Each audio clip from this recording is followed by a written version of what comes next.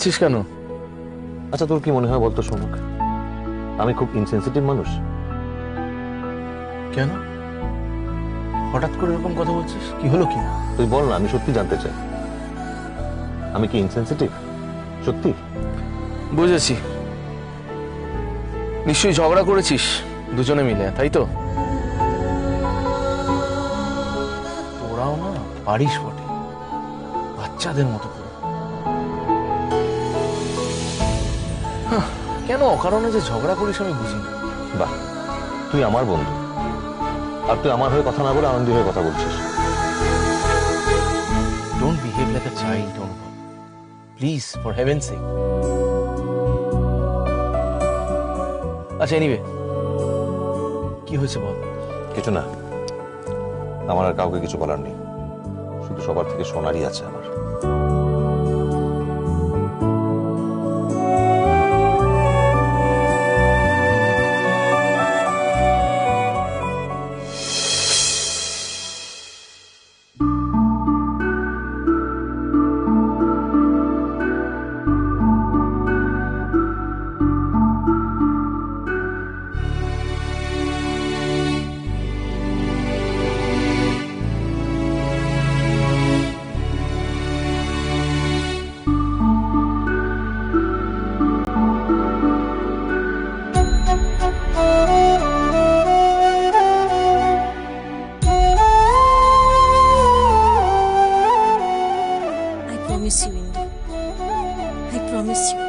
তোকে আমি নির্দোষ প্রমাণ করব, তবে ছাড়ব। তার জন্য আমাকে যা যা করতে হয় আমি করব, কিন্তু তুই যে নির্দোষ সেটা আমি প্রমাণ করবই।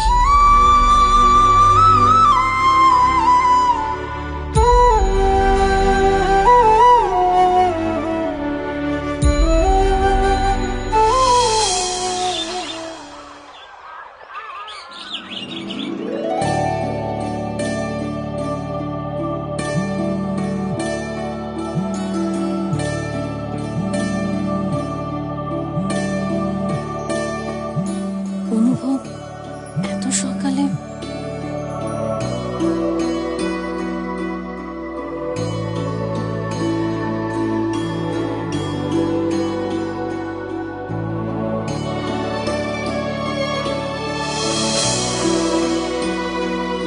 হ্যাঁ বলো। আনন্দী, একটা প্রবলেম হয়েছে। আবার কি হয়েছে? কিছু হয়নি, কাম ডাউন, টেনশন করার মতো এমন কিছু নেই। আসলে আমার কাছে এক্ষুনি খবর এলো যে অপারেশন একটা করতে হবে, 8টা থেকে ওটি, অনেক লম্বা অপারেশন। মানে তুমি কোর্টে থাকবে না? ভাবছিলাম তো থাকবো, কিন্তু কি করব বলো, অপারেশনটা তো আমাকে করতেই হবে, আর এটা খুব ইম্পর্টেন্ট। ইন্দুর কোর্ট কেসের থেকেও? Anandi, you know my profession. আমাদের প্রফেশনে অনেক ক্ষেত্রে নিজের ফ্যামিলি প্রায়োরিটিকে পেছনে রাখতে হয়, তুমি জানো সেটা খুব ভালো করে। আর ওখানে তো কি আমার কিছু করার নেই, যা করার উকিল করবে। তবু তুমি থাকলে একটু বেশি ভরসা পাই। তুমি এতটা ইমেচিউরড কেন বলো তো আনন্দী? সরি গো, এক্সট্রিমলি সরি। তুমি তোমার কাজটা করো, তাও ইম্পর্টেন্ট। আসলে কালকের এই ক্রাইসিসটা হওয়ার পর থেকে না আমরা এমন একে অপরের সঙ্গে বিহেভ করছি যেন সত্যি আমরা একে অপরের কাছে খুব অচেনা। সরি। অজানা হওয়ার তো কিছু নেই, তুমি কাল এমনি ওভার রিঅ্যাক্ট করলে। এনিওয়ে, সব কথা নিয়ে আমি এখন আর ঝগড়া করতে চাই না, তুমি ইন্দুর দিকে ফোকাস করো, আর আমাদের মধ্যে প্রবলেম আমরা রিসলভ করে নেব, কেমন? আর তোমাকে সৌনক কোর্টে নিয়ে যাবে।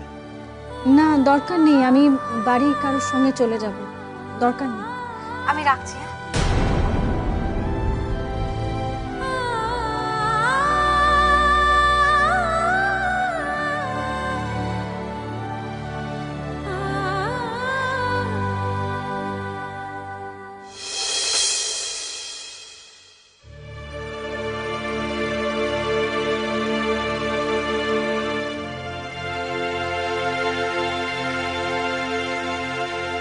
এই অপু, অনেকক্ষণ তো হয়ে গেল, উনি তো আসছেন না, আর কতক্ষণ অপেক্ষা করতে হবে বলতো? প্রথম দিনই এত লেট, ভীষণ আনপ্রফেশনাল। ওইভাবে বলছিস কেন? হয়তো রাস্তায় আটকে পড়েছেন জ্যামে ট্যামে।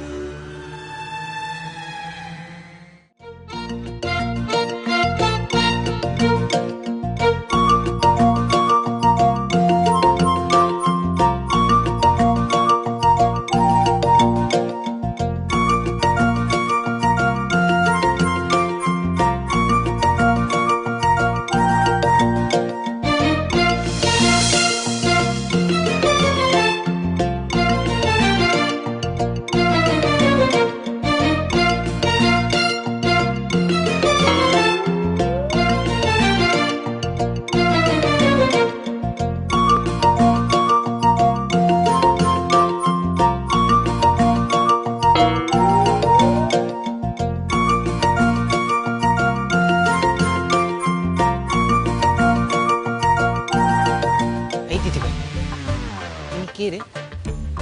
ইনি কি সেই উকিল নাকি? বুঝতে পারছি না, আমাদের দিকেই তো ইশারা করছে। ওনাকে দেখে না আমার একদম ভক্তি হচ্ছে না। আদৌ কেসটা লড়তে পারবে তো?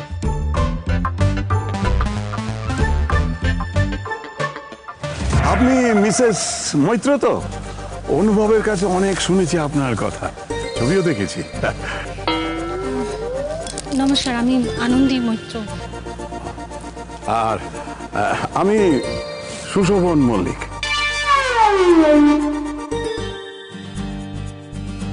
মিস্টার মল্লিক, আমরা আপনার জন্যই অপেক্ষা করছিলাম। আমার বোনকে আজ বের করে আনতে পারবে তো? মানে ও ছাড়া পেয়ে যাবে তো? হ্যাঁ হ্যাঁ, ছাড়া তো পাবে, কিন্তু তার জন্য মেইন কালপ্রিটদের ধরতে হবে না?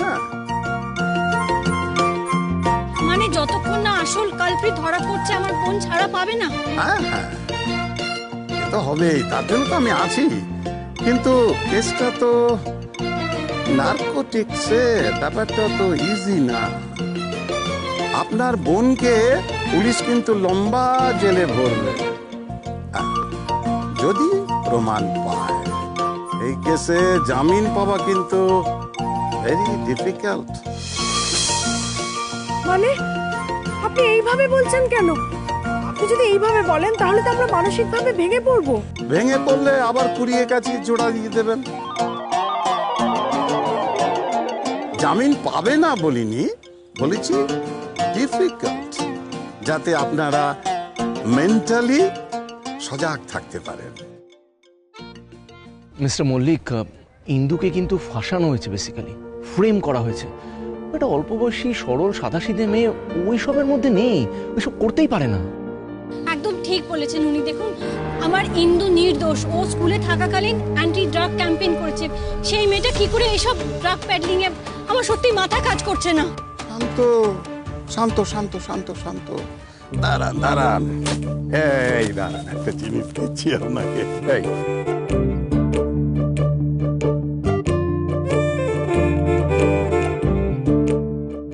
এই নিন, এই তেলটা নিন, মাথায় মাখুন, দেখবেন মাথাটা কাজ করবে।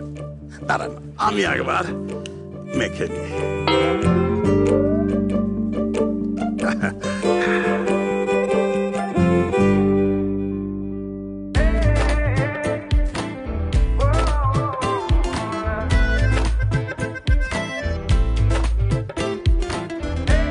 স্যার, আপনি কি ইয়ার্কি করছেন?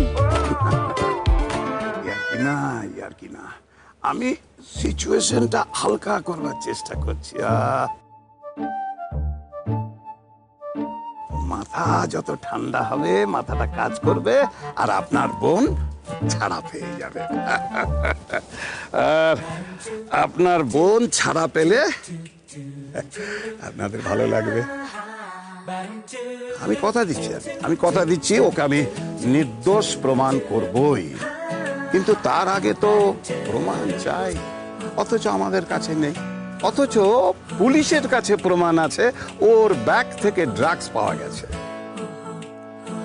স্যার আমরা প্রমাণ জোগাড় করার চেষ্টা করব, আপাতত আপনি আমার বোনকে এখান থেকে বের করুন প্লিজ, ওকে ছাড়িয়ে আনুন স্যার প্লিজ। এই যে বললাম তেলটা এই নিন, বাকিটা আমার উপর ছেড়ে দিন।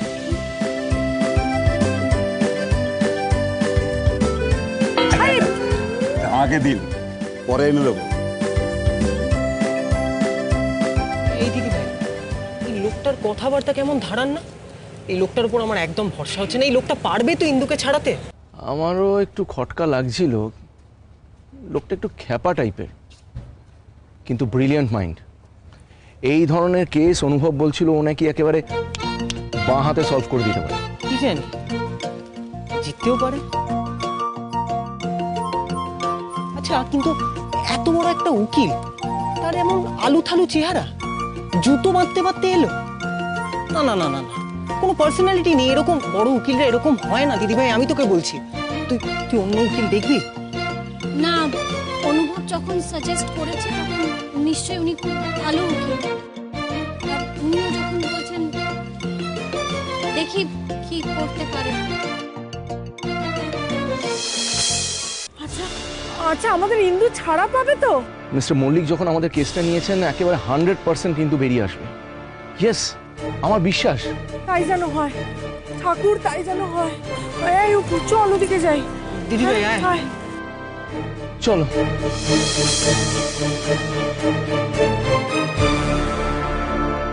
অনুভবকে একটা ফোন করব।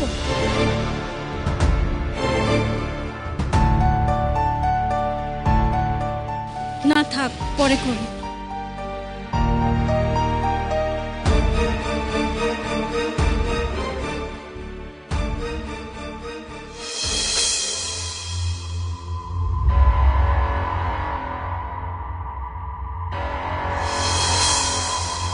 ঠিকই, ফোন সুইচ অফ কেন?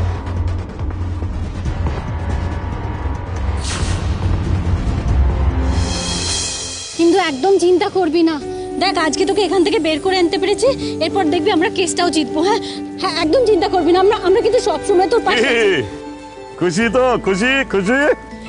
Thank you so much sir, thank you. ওটা জমি রাখুন, পরে কাজে লাগবে। হ্যাঁ, স্যার আপনি কি কিছু খুঁজছেন? আছে কি স্যার? ছোট চিরুনি। ও না, আপনাদের কাছে কি করে থাকবে? আমি যাই, দেখি ওখানে ফেলে এসেছি। কি কি অদ্ভুত না, এই লোকটা একটা কথা বলতে বলতে অন্য একটা কথা বলে। লোকটার কি মাথার সমস্যা আছে নাকি? ঠান্ডা চুপ কর না, জানি না, তুই ছাড় এখন। কিন্তু সব ঠিক হয়ে যাবে, একদম কান্নাকাটি না। হ্যাঁ লক্ষ্মী মা।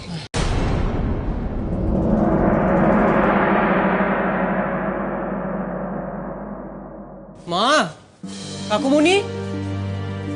হিন্দু হিন্দু মা, আমার হিন্দু, তাই আয় বসায় আয়। ও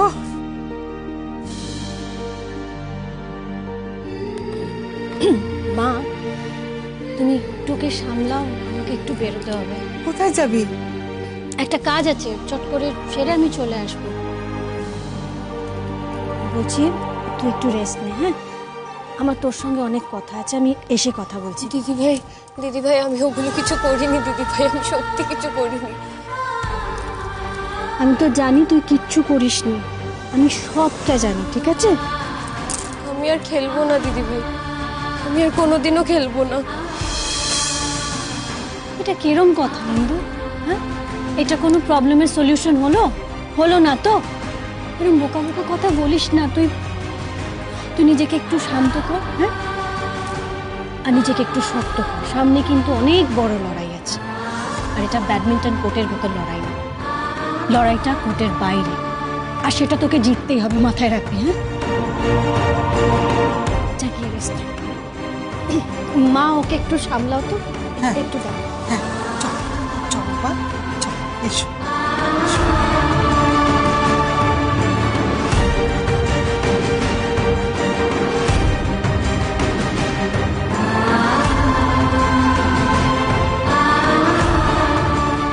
পাস না ইন্দু, তোর দিদি তোর সঙ্গে আছে।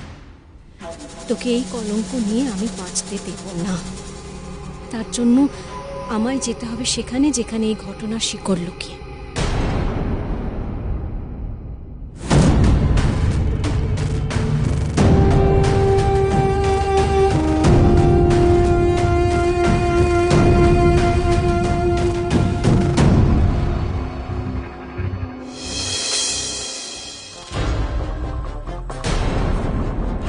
আমাকে ডেকে পাঠিয়েছেন স্যার? হ্যাঁ,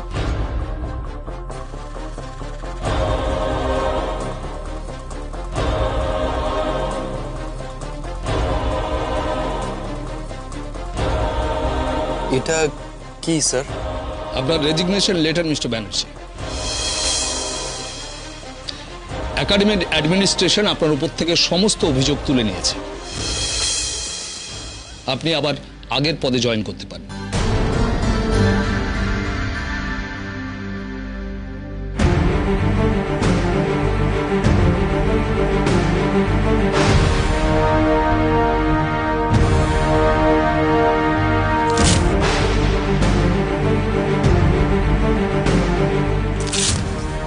কি চিঠিটা ছেড়ে ফেললেন কেন? এটা তো আর কোনো দরকার নেই স্যার, তাই ছিঁড়ে ফেললাম। শুধু একটাই দুঃখ থেকে গেল স্যার, আপনারা আমার কথা বিশ্বাস না করে ওই মেয়েটা ইন্দ্রাণীর কথা বিশ্বাস করে এত বড় একটা ডিসিশন। থাক, এসবের আর দরকার নেই। আপনি আসতে পারেন।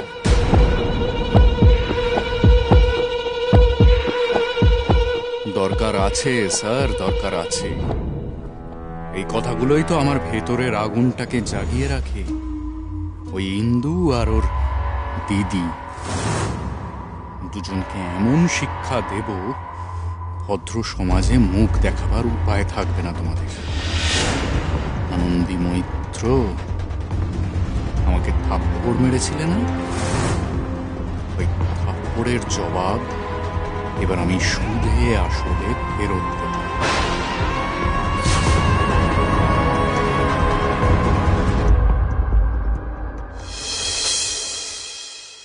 The subscriber is currently switched off. কোনো সুইচ অফ কি করছে আনন্দি? Doctor Maitra, congratulations. আমি আরো একবার আপনাকে দেখে ইমপ্রেসড হলাম। আপনি জটিল অপারেশনটা যেভাবে করলেন, ভেরি গুড। আর জুনিয়ররাও আপনার কাছ থেকে অনেক কিছু শিখলো। Thank you sir. এখন আমাকে একটু পেশেন্ট ভিজিটে যেতে হবে। আমি দেখে এসেছি, রিকভারিং ভেরি ওয়েল। অবশ্য আপনি চাইলে একবার দেখতে পারেন। না, যখন আপনি দেখে এসেছেন তাহলে ইটস ওকে। কি ব্যাপার ডক্টর মৈত্র, আজকে আপনাকে খুব ডাউন দেখাচ্ছে? এত বড় একটা সাকসেসফুল অপারেশন আর আপনার মুখে তার কোনো রিফ্লেকশন নেই।